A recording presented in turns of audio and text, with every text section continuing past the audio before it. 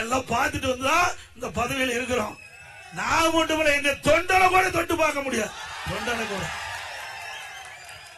இங்க இந்த கரூர் அங்கிருந்து இங்க வந்து இறக்குமதி பண்ணிருக்க ஒரு ஆளு இங்க நிக்கிறாருல, எவ்வளவு வழக்கு போட்டிருக்கிறார். கரூர் சட்டமன்ற தொகுதியில அண்ணா திமுக காரன் மீது இந்த காவல்துறை பொய்யான வழக்கு பல போட்டிருக்குது. அத்தனையும் தோண்டி எடுக்கப்படும். அண்ணா திமுக ஆட்சிக்கு ஒரு தவறான வழக்கு பதிவு செய்த எவ்வளவு பெரிய அதிகாரி இருந்தாலும் கடுமையா நடவடிக்கை எடுப்பேன். அன்னைக்கு இருந்த பழனிசாமி வேற, இனிமேல் வர்ற பழனிசாமி வேற.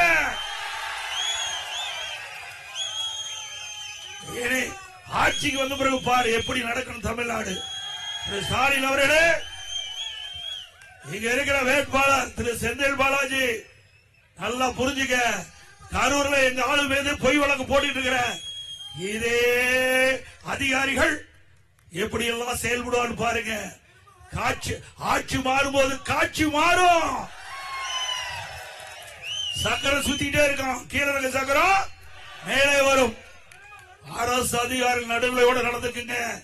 இங்க கோவை மாநகரும் சரி, கோவை மாவட்டத்திலும் சரி, சரியான முறையிலே நடுநிலையோடு நடக்காது இருந்தா அவர்களுக்கு சட்ட ரீதியாக நடவடிக்கை எடுப்பேன், துணிச்சலா எடுப்பேன்.